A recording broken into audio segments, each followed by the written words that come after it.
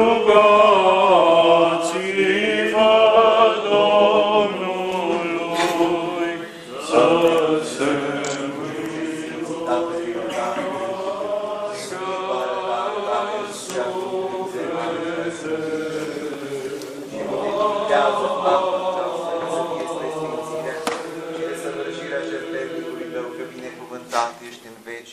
vecilor. Amin. Cât de iubite sunt locașurile tale, Doamne, al puterilor, dorește și se sfârșește sufletul meu după curățile Domnului.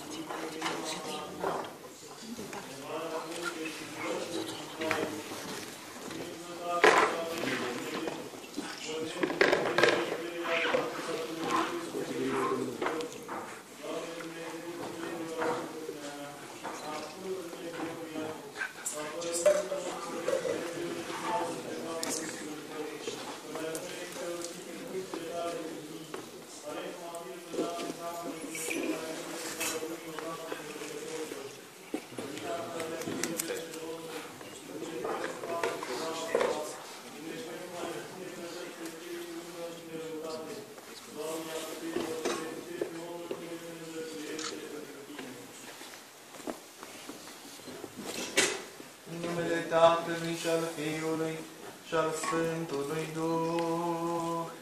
Amin. Slavă Dumnezeului nostru în vecii vecilor. Amin. Mă refaceți alți față.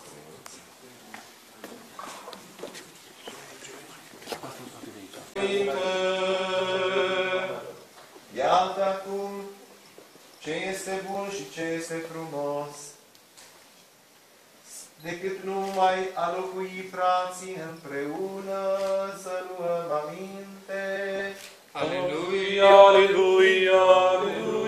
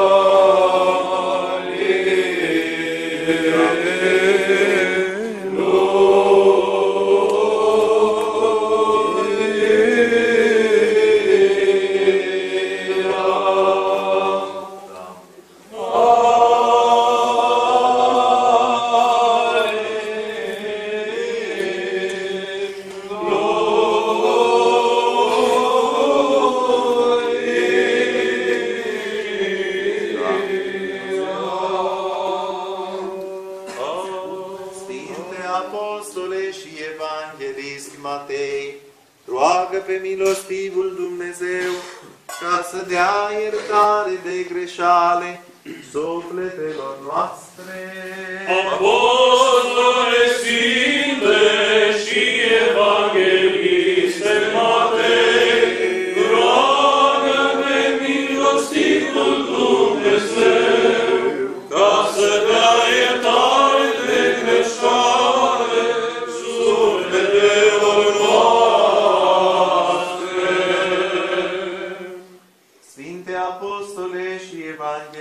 Marcu, roagă pe milostivul Dumnezeu ca să dea iertare de greșale sufletelor noastre. Apostole sfinte și evangheliste Marcu, roagă pe milostivul Dumnezeu ca să dea iertare de greșale sufletelor noastre. Apostole și evangheliste Luca, roagă pe milostivul Dumnezeu ca să dea iertare de greșale sufletelor noastre.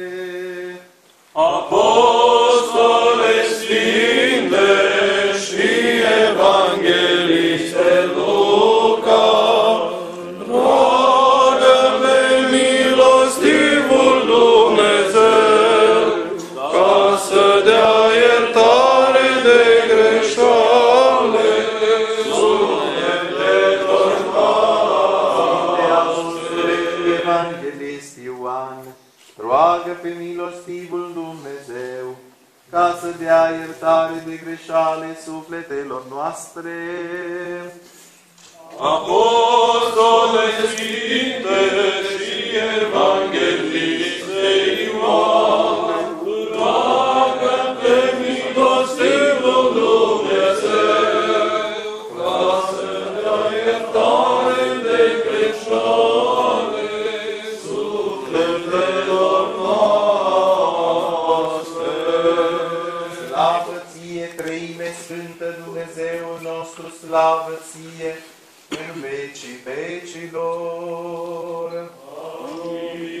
Îmbracă tăria ta, Sioane, și tu, Ierusalime, cetate sfântă, îmbracă slava ta. Adus aminte, Doamne, de darul și de toate gândește Lui, cum s-a dat Domnul și a păcătuit Dumnezeul lui Iacov. Nu voi intra în casele mele, nu mă voi spune pe patul meu de odihnă, nu voi da somn ochilor mei și celor mele dormitare, și o lină cârtelor mele, căci în vrata noapte Domnul local Dumnezeul lui Iacov. Iată mă învit măturești, în vrata am găsit în țară la Iacov. Din capul locatului de lui, din anul cu aromul de a sta în picioarele lui. Scoală-te, Doamne, în inima ta, tu și Fiul Sfântul tale. Preoții tăi se vor ruga cu dreptate și studioșii tăi se vor bucura. Din pricina lui David, robul tău, să nu poți faca unchiul tău. Jurată s-a Domnului David, adevărul și nu l-a lepădat. Din rodul sfânteșului tău, voi pune de scaunul tău, de răpăziții tăi, de rământul tău și gătuirea acestea ale mele. Învățare când voi învăța pe ei și fiilor vor ședească în dreapta scaunul tău. Că a ales Domnul Sionul și l-a ales ca o viniță lui. Aceasta este lucina mea în dreaptul dreaptului. Aici voi locui ca la ales pe el. Roadele lui se voi binecuvânta foarte. Pe sărașul lui îi voi sătura cu mâine. Pe preoții lui îi voi îmbrăca cu iubire. Și cu vioșii lui cu bucurie se vor bucura. Acolo voi face să sară puterea de lavi, văzita în proprie unsurile. Pe vrăzmașii lui îi voi îmbrăca cu șieni, iar pe însul valcării sfințe i-am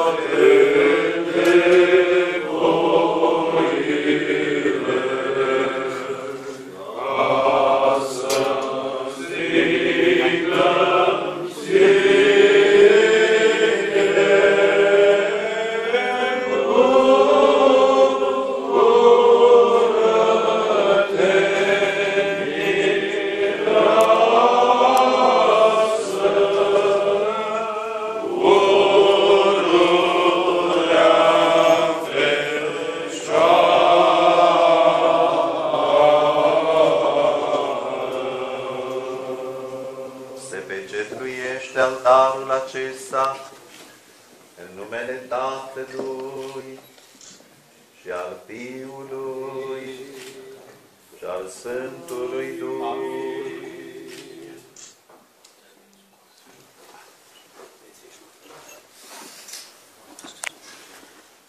Slavă ție, Dumnezeu nostru, nădejdea noastră, slavă ție Tatălui și Fiului și Sfântului Duh, acum și pururea și în vecii vecilor.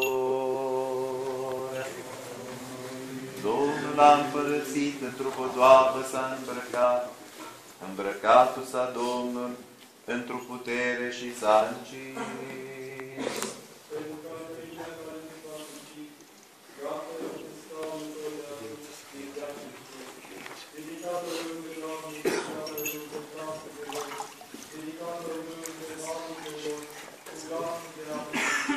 Cădelnița.